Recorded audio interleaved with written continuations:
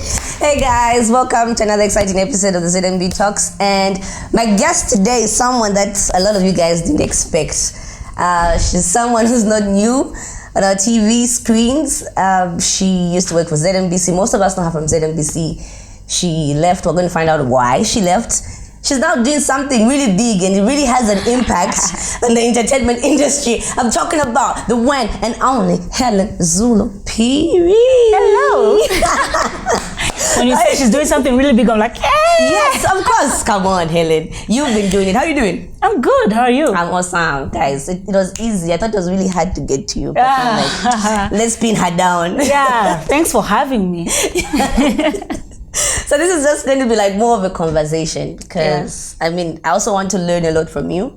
We've had a couple of conversations here and there. Mm-hmm. The only difference is that the cameras are not around. Yes. Do you remember the first time I saw you? I don't know the first time when you remember seeing me. I don't remember the first time I saw you. I remember, I think we first met at... was it at the launch of Mosi? Yes. What did I say to you? I don't remember. You don't remember? Hellen. Sorry, that I'm but I remember we met that day, but I don't remember what we talked about. But I approached you. Yes. I'm like, oh my God, I love you. I like your work. You're like, oh, thank you so much. Then I remember joking with Ken. I'm like, I also want to be interviewed on the rooftop. Yeah, I remember that day very well. You remember it now? Yeah, okay. I do remember. So we'll be following you. Yeah. That you know, right? Yes. How's the COVID treating you? You know, I think now we're trying to adapt. It's scary because I think last year, end of year, we're like, we're just going to adapt and move on. Then January just hit us so bad. Then we had to close ourselves in. But then you're like, how am I going to survive if I sit? Yeah. We're trying to find ways of surviving in COVID. I think that's the solution right now. True that. How's work going? Work is all right. We're how's pushing. the fam? Good. Family is good. Everyone is okay. As long as they're breathing, that's all right. So many people are dying. So if I'm able to see them every day and I'm like, oh, you guys are good. Yeah. So besides media, we've got something in common. Yeah. We're both last-borns. Really? Yes. Oh, wow.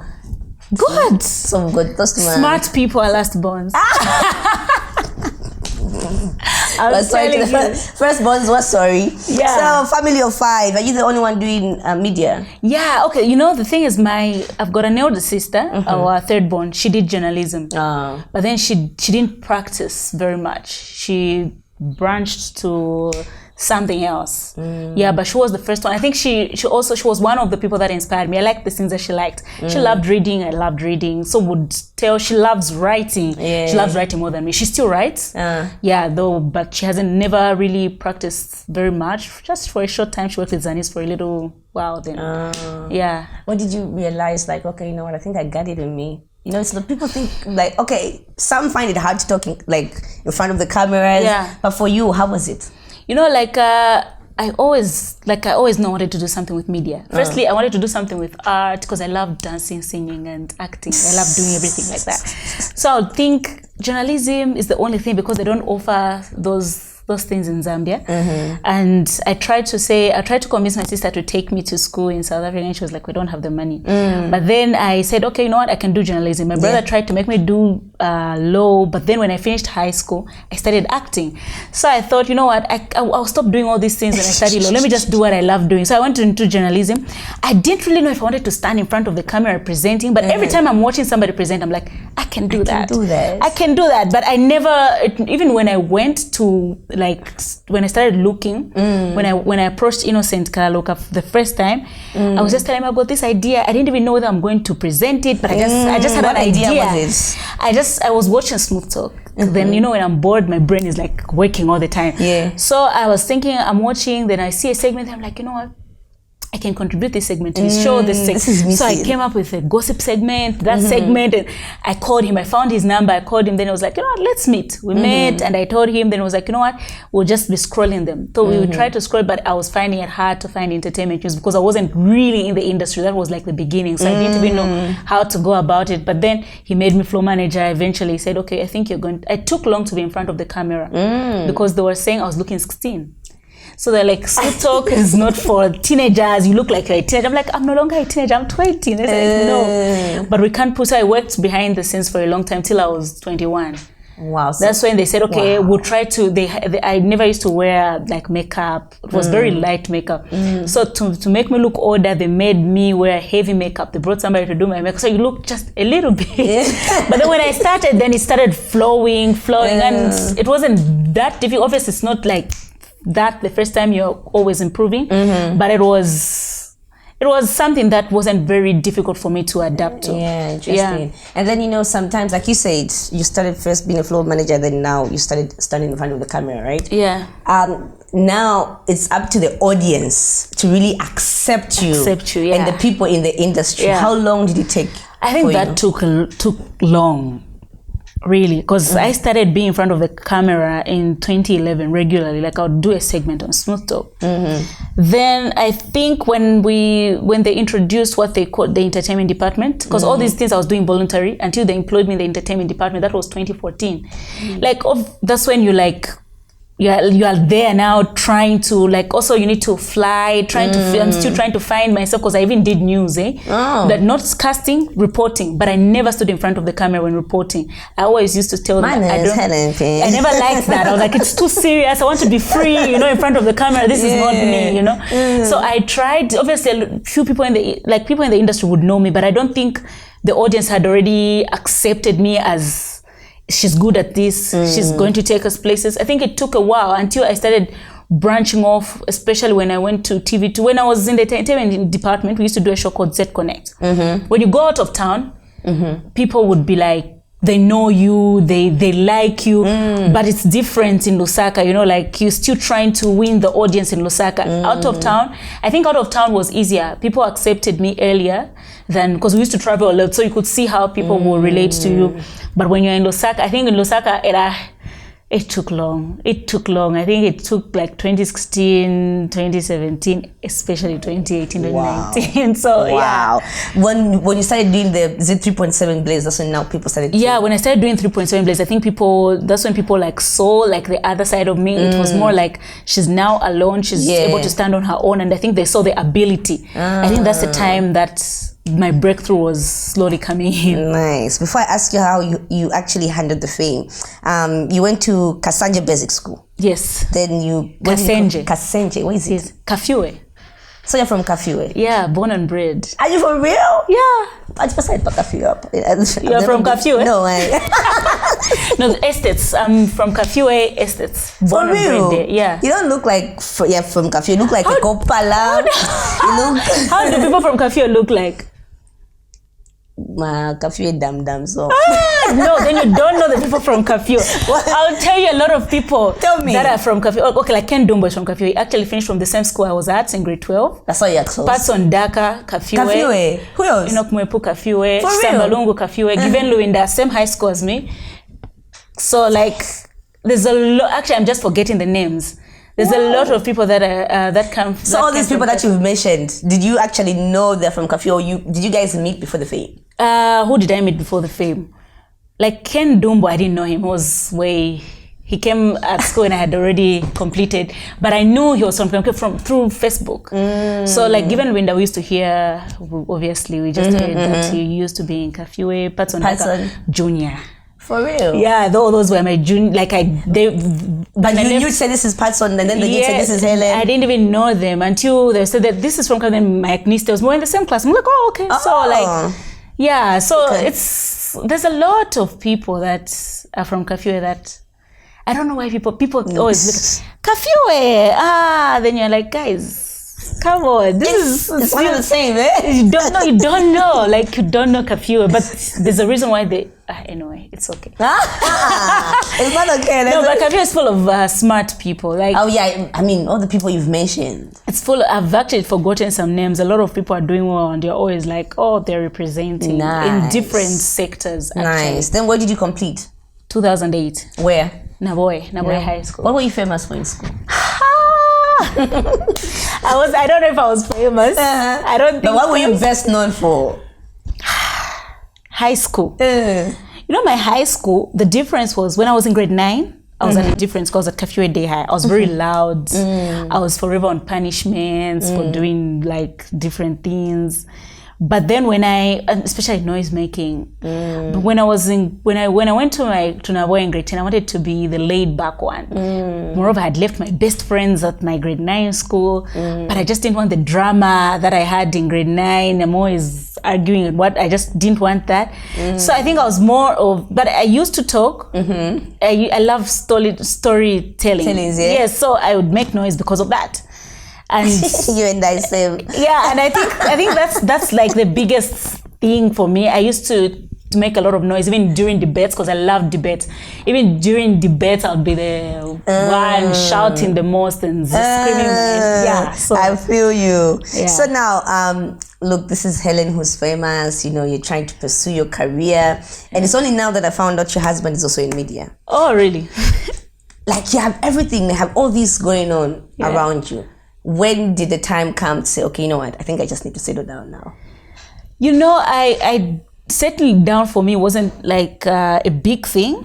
Of course, you are like, I'm tired of like boyfriend, this one hurts you, go to another one, this one hurts you. You're like, I'm done. Let me just live my life. That's when my husband, because I knew my husband when I was in grade 10. For real? He was in Lusaka. I came for holidays. Then my brother-in-law took me to this, like I was bored, so I would say, let's go together. There's this organization at Matero Boys. So that's why I met him during holidays. But I forgot about him. Then he somehow looked for me in 2009, I think, when I came back to Lusaka, and he discovered I was in Lusaka. So we started talking, but I never, ever thought we'd date. I would always tell him, you would just be my friend. She's just my friend. But so even through that, like he knew me, he knew the issues I had and stuff. So in the time when I was like, I just want to just play, just have fun. Let me just live my life, school, hustle, work and stuff. Then I was like, no, but I want us to date, you know, like, because he never really stopped pursuing through all the years. Okay. But that time I was like, okay, you know what? I even told him that I was like, let's just give it a try. So settling down, I think he's the one that started putting it in my mind, because I could see from day one that this guy intentions are to marry. So I started like also changing my mindset. Then eventually, even the time he said, okay, I would want to reach home and whatnot. I was already set, because I could see from the word go that this is what it is. This is what he wants. Yeah, so that was it. And I mean, like, this is Hellen Zulu on 3.7 Blaze. You're talking to a number of celebrities. Yeah. Did you find yourself in an entanglement with any celebrity? No. No, for real. So now no one will comment that Hellen Woofy. I don't know, but the truth is, I never really ever found myself in any entanglement, because I was avoiding. I was like, the industry is small. If I entangle with this one, and that, I'm just like, let me just live, and they become your friends, and when they become my friends, then you stop looking at them a certain ways. And I never found myself in entanglement. Nice. So I'm also guessing you've never been in like an abusive relationship. Abusive? No, not really. Physical, emotional. I think it could be both. Like, it could be everything. Not really both, but everything. No, but obviously I've been hurt. A couple of times. Yeah. Do you remember your first heartbreak? The real heartbreak? I remember it very well. What happened? He married while we were dating. What? Yes. Are you for real? Yeah. How did you feel? That it made me feel like, the word I'm supposed to use, I can't use it on TV. It made me feel cheap. That's a better word I can look for. Are you for real? Yeah, because you're like, and someone doesn't tell you, you just hear it from other people. So was it when you're now famous, or it was? No, I wasn't really famous, but I was already doing works with ZNBC. But that was like the first one. Oh, MG. Since you brought in ZNBC, do you remember the first gig you ever hosted? Yeah, I do remember. Which one was it? Smooth Talk, the segment. How was it? It was good. It was, and you know, no, actually, it wasn't Smooth Talk. There was a show called is it Gift? Some shop they used to advertise, and there was a girl called Jane. She used to host it with another lady. So I was waiting for her. We were going for a concert at NASDAQ. Then they tell me her co-host is not here. I remember just sitting. Then I remember Mr. Matala that time says, I think Hellen can host. I'm like, and this is live TV. I'm like, no. while I'm still refusing, he's miking me up and he says, go and sit there. You just be moving with your friend's flow. That was the first time. I was just like, oh, but it felt good. I was like, yeah. And then that was it. The next time when I now started Smooth Talk, we didn't air the first interview, Innocent wasn't impressed. Second interview, Innocent wasn't impressed. What? So the first interview that actually was supposed to show on TV, I didn't even watch it because I was like, I know I want to. I interviewed Hezron Gosa. And then calls just started coming in. We're watching on Smooth Talk. Then that was it. The worst thing that ever happened to you on set? I think the worst is thinking of I'm doing live TV. Then I just remembered I had two experiences, but this one because it happened on set. The first time I was doing live TV, I think I was just sitting in for George that time for Blaze. Then I remember thinking of, so this person and that person are watching. Then I got nervous. Then now I made a mistake with what I said, and then I'm going like, oh, sorry. That's how I recorded it. Yeah, then I'm like, sorry, okay, I meant to say this. Now I'm explaining to the viewers, like, you're not supposed to do that. You don't have to explain to the viewers, just move with the flow. So I think that was the worst. Oh, but the other one, it wasn't like on set. It was just before going on set. My boss said something so bad to me that I cried. Like just when I'm about to go on set, then they say something so bad. And then I cried and I had to smile because it's entertainment. I have to be happy. So I just wiped my tears and went and smiled for the cameras and yeah. Interesting.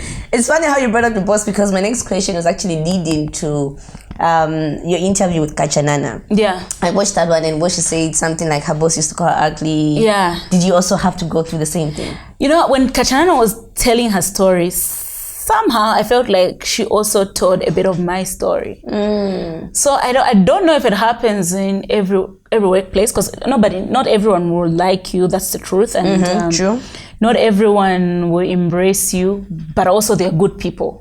So sometimes you encounter things that I encountered some bad times at some point with one of my bosses.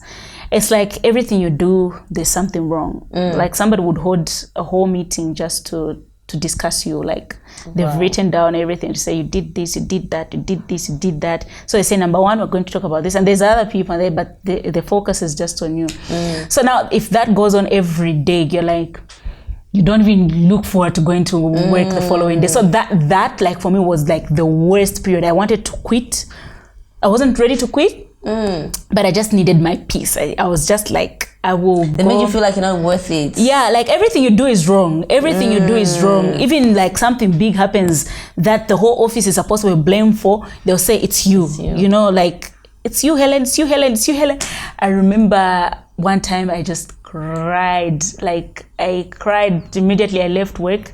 And I never used to share this with my family because sometimes I'd rather delay to tell them because I know they'll take it personal and they'll be like, just stop. But one time I just went home and told my sister, say, I think I am done. The only person who I would share it with was my husband. That time we were not even married, but like he's a person that I would just go, he picks me up and tell me, I don't want to go home, let's go somewhere, I need fresh air, this is too stressful. Then you go, when I told my sister everything that was happening at work, she just said, leave. You will survive. Was that the time that you left now? No. She was like, you can't endure such. You somehow God will find a way, just leave. Then I was like, let me see. But somehow God moved me from one place to the other side, and the other side was good. What advice do you give to someone who's going through that like right now? It's not nice. If you're not strong, it is not nice. You can leave immediately. Wow. I think what also helped me, I told off my boss. I told him, look, I'm not happy with what you're doing. Weren't you fired? No. I was saying the truth. So my boss apologized at the time, but the wounds were already So the only thing I can advise is just stay. What's your goal? I think your key should be your goal and pray, because I think prayer really helped me through, because I kept telling God, you have to show me direction. Maybe I'm not meant for this place. Let me move and move on to other things, because you stop thinking, and our industry is being creative. So it's like you are just stagnant. You can't think of new ideas. You're not happy to go for work, and so you can't think. You're just doing things because you have to do those things. So yeah, I related with what Kachanana said. So yeah, but you have to stand strong, because I mean, one person can't hold your destiny. If God says this is your destiny, this is really your destiny. True. Yeah. And right now, when you asked me about who's this Eric, I'm like, how did you know Eric? Then I remembered, you hosted the Ngoma Awards together. Yes. And then when we met, I remember you telling me to say, no, I'm no longer working with ZNBC and freelance. I'm like, how come? What happened? Yeah. And you never really explained. You never said why you left. Yeah. I think it was time for me to leave. I think I've always wanted to be, I'm a very free-spirited person. So sometimes when I feel like I've reached a ceiling, I think I know it's time to move on to other things. I felt like with ZNBC, I do appreciate ZNBC a lot, because that was like the only media house I worked for from scratch. I started going for Smooth Talk when I had not even gone to school, to college and stuff, but I was being trained and stuff. So everything that I knew from them. But again, I felt like, okay, now this is it. I've reached a ceiling. I'm not thinking of new ideas. My brain is just stuck. I need to move on to other things. So when my contract finished and they gave me a new contract, I couldn't take it. I had to move on. You know, that's like a very, very critical decision to make. Yeah, it is. You didn't think of the if I regret it. Yeah, or did you regret? Yeah, there's always those How did thoughts. you reach this conclusion? I had been thinking about it for a long time, and I could see my interest going for work was like going down. Then I was like, I remember telling, I think my husband, I was telling him that this is not me. I've stopped thinking. I'm not getting, because I think I'm tired. And now it will affect my viewers, because I would see even the little things I would do on 3.7 Blaze to just make it exciting. I stopped doing that. Oh, wow. So I told him to say, look, I need to leave before my viewers get bored with me. Yeah, you leave this. Someone told me, my uncle told me to say, you leave the stage while it's still clapping. Exactly. Because and that's what you did. Yeah, because I think you can feel it, and you'd say, this is like I'm going down. So I could feel it. So I remember I would talk about it, but I didn't know when, because I was like, I need to put things in place. I need to I need to have a business run, whatnot. A lot of things. But then I was in hospital for a long time, and that time I was just thinking like, okay, so I've been working with this company for this long. I've grown up to this level, and from that level I haven't been growing. I'm seeing other people grow and I'm not growing. So what's the solution? I think I need to find myself elsewhere. So that period in hospital also helped me. So the time I came out, I only worked, the time I was going back for work, I think I only worked for a month, and that was it. So when they gave me a contract, my mind was already made up. They gave me a contract. I said, no, I can't take it. I remember my boss, Ingoto Imanje, calling me for 20 minutes. Telling me, and I knew she did it out of love, because she was like, you can't just leave work, like you need the money, you need whatnot. But I knew what I wanted, so I just said, no, I think I need to go. I think it's time for me to vamoose. Yeah, I need to go. I see why you actually changed. At least you didn't sign the contract, but what you managed to take away is your YouTube channel, girl. Yeah. You're out there, you're killing it, Helen. You're killing it. Thank you. You're giving us a tough time. No, it's good we're bouncing off each other. Yes, you get it. Yeah. But I love it. Honestly, I do follow it. And one thing I like about it is you're using your actual name. Yeah. You get it? Yeah. So for me, it's more of motivation than competition. Yeah. Because you get it? Our industry is very tiny. So we may compete. They say competition is good, but also we need each other, because what I can't do, you can do. What you can do, I can't do. You see, our friends have got like daytime shows. There's a lot of daytime shows. In USA, you think of Ellen DeGeneres, Wendy Williams show, Kelly Clarkson know, right? show. It's like one and the same thing. The View, The Talk, they have all these shows, but they're able to sustain. And also, it helps you be creative, because you'll be comfortable if you're the only one doing something, and then you won't grow. True. So I think that's healthy. Yeah. True. So now I want to find out, how did you reach the conclusion to say, okay, you know what, I won't do Unwrap with Hellen, but I still want to carry on and do Candid with Hellen, and I still want to keep going. How did you I knew that the time I was leaving. I already know. I said, okay, because I would always use my YouTube channel then, because I was like, how am I going to tap into the audience that doesn't watch ZNBC? That's not in Zambia. That's when I started posting. If you go back, you see some funny interviews. I'm even laughing at myself. Like, some of us used to learn from those interviews. Really, there are those funny interviews. So I would just post. I do maybe an event, and I'll put it there just like that. So at the time I was leaving, I think I was at like 4,000 subscribers. Then I'm like, this is good. I think I can work with 4,000 subscribers and just start. And now I'll put in more effort, because then you are with ZNBC, so you just put it there and forget. Sometimes you even forget to upload. But now you're like, this is it. This is what I want to do. So I'm going to put in my effort. So the time I was leaving, I already had it planned out. We delayed to start because the time we were supposed to start, we had a sponsor who was ready to like sponsor the whole show. Then COVID started. Oh. Then they put out. Then you're thinking, expenses, what not. We wait because they told us to wait till we see how COVID will be. Then I was like, no. It's getting worse. We keep waiting. Let's just start. And that's when we started. I think we started at the right time. Which interview did you enjoy the most so far? Which one have you interviewed? I've enjoyed a lot of interviews. I've enjoyed a lot of it. I failed to pick one. Okay, give me two. The one that people loved the most, which was the Muzo one, I think for me it was a challenging interview. It was more of, you've interviewed Muzo and you know the kind of energy he gives you. So I think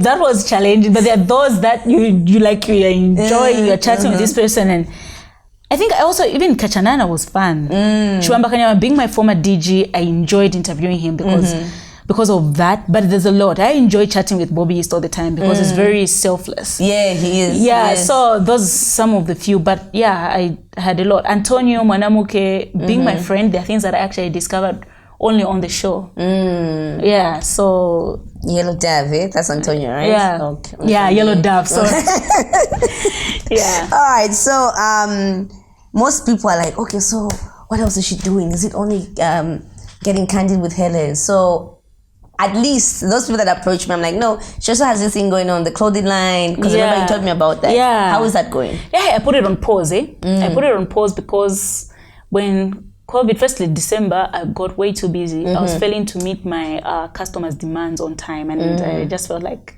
it's not fair. You're supposed to do a delivery, and then so I was like, I need to find somebody to work with until I do that. Then we can start mid-January or end January. Then COVID hit bad. Wow. COVID hit bad. Materials become expensive, and people don't understand when you increase prices. So I was like, okay, I think let's wait. Let's see what goes on. I'll probably get back to it maybe mid this year. That's my plan, because there's a lot of other things that we also just feel like needs to be changed. Dope, interesting. Yeah. And then we're ladies. We can't ignore this fact. Yeah. I've asked you this before, but there were no cameras. Yeah. Have you ever been in a situation where you have someone has asked you to say, for some, personal gains, like, give me this in exchange of that? Yeah. Have you ever found yourself in such a situation? Yeah, I think it's common in our industry, like there's always, I think a lot of people have got this to say, media people, journalists, presenters, they're loose. So you want to give them a gig, you just have to sleep with them. So they always want to give it a try. And I don't know if it's something that we never avoid. Because I remember how you would feel like for example, Kenwan is my friend. He'll get a gig because they feel like he's able to work. Then the toy wants you to work, but also you have to sleep with the boss. Then you're like, what's going on here? So it's always there. Really, it's just really about you at the end of the day. Are you going to go for it, or do you believe in your talent? Because I think it's about believing in your talent. Because I feel like, I think I told you this before, like, I sleep with you today, there's another gig I want, I sleep with this. How many people am I going to sleep with? Like, it's just tiring. How many people, I sleep with you today for this gig, tomorrow. And the problem is they tell each other, they'll tell you, Kaja, just sleep with, just ask to sleep with her. You know that kind of, but man, I'm doing the work. So why are you not paying me for the labor that even a male would do? You pay them just like that. So I just feel like we need to change that mindset, and I think we are the ones to change the mindset. Nice, interesting. So, like, what's next for you? There's a lot that we have in store that we're planning for, like stuff that I can't even share now, but we are working, obviously, in the show, we're hoping it can be bigger and better. So there's, bigger and better. There's always room to improve, always room to learn. So my team and I have been sitting down because there's a lot that we want to do. It just reminded me. So again, the viewers don't understand why you left YouTube to Mingo. To Mingotainment. Okay, so the move to Mingotainment was basically like a business kind of move. Okay. So there's an agreement that we have with Mingotainment that is supposed to do well for us. But though recently we just started, we try to post double till people get used to the idea of watching from Mingotainment. So we'll be giving them 4 episodes for now. On YouTube as well. Then eventually when we see that, people are getting used to accustomed to this Mingotainment, that we'll move. It's really business move. Yeah. Okay. Dope. I've seen you have another segment. The next big thing. What is it about? The next, I get a lot of young people, young artists, young actors that want to come on the show, but you feel like, I have you on the show, people can't really relate with you because I like getting candid with people that people can relate with. And you don't really have much to talk about. How about, but I can't just sit on that because I enjoy helping new talent. So I decided we introduce a segment that can accommodate them. Yeah. So that's why the next big thing, and we hope it has an impact and people can be able to see the new talent. It will have an impact. Yeah. Someone said that upcoming is powerful in everything. Yeah. In everything. Someone who's underground, someone who's an upcoming. They push harder. Yes. I'm telling you. Another topic at hand currently is cyberbullying. Yeah. And in as much as people love you, Hellen, I'm sure there's just those comments that, know, how do you deal with backlash? These days, I just don't read the comments. You don't read? I stopped reading a long time. Yeah, I read comments on my page because it's not so bad. But when somebody tags me, these bloggers, you don't read. Hey. I think that's my only response. I just don't read. Because I don't think we've tried to talk about this. We've tried to make people understand that we also have feelings. Yeah. But then it seems it will never really stop. Because I think they feel like you're a public figure, you're already out there, we'll talk about you the way we want to talk about you, with no respect, with no remorse, with no care about your feelings. So I just decided, let me just be staying away from the comments. Nice. Yeah, so that's that. Though sometimes you feel like, nizamu yanka you. And like they don't know me, why they're talking about me like this, but then you're like, you know what? Then you're just like, no. So, but I just don't read. When somebody, then sometimes people will just tag you, and maybe they tag you innocently because they feel like she has to see this person is saying this about them, but I don't want to see that. I'd rather just leave it. I feel you. Yeah. Before we wrap it up, from the time you started up until now, I mean, you've helped a lot of people come on scene. Yeah. What do you think has really changed in the entertainment industry? I think the entertainment industry, firstly, one advantage is we have a lot of platforms to showcase our work from. There's a lot of TV stations. If it's radio, there's a lot of radio stations. Then there's these media platforms. Social media has grown. You can put your work on YouTube, on Facebook. A lot of, so I feel like that is an advantage. I remember when we were just starting, there was just like ZNBC Movie TV. If these 3 don't get you, you are stuck. Yeah. So it was scramble. No matter how, no matter how creative you can be. But now you have more spaces to showcase your talent from. And also, I feel like people are being creative and innovative. We've stopped.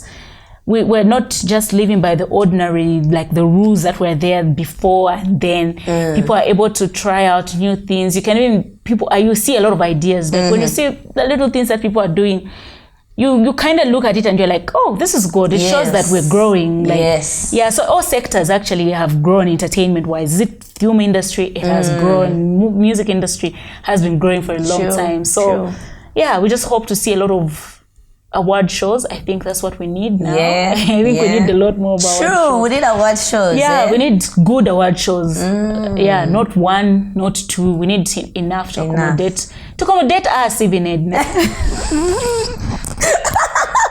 I like that. So are we going to see you on our TVs anytime soon? I don't know. That's a yes. I take that as a yes. I don't know. I don't know the opportunities that are coming ahead, but I'm open to a lot of opportunities. So I don't know. Okay. Like I said, there's a lot of background work. So maybe. Okay. Yeah. All right. Guys, thank you so much for watching. And I'll let Hellen close this show. Don't forget to say getting candid. This is the ZNB Talks. Alrighty guys, thanks for watching ZMB Talks with Edna. I hope you enjoyed the episode. I was featuring your girl Hellen. Bye-bye.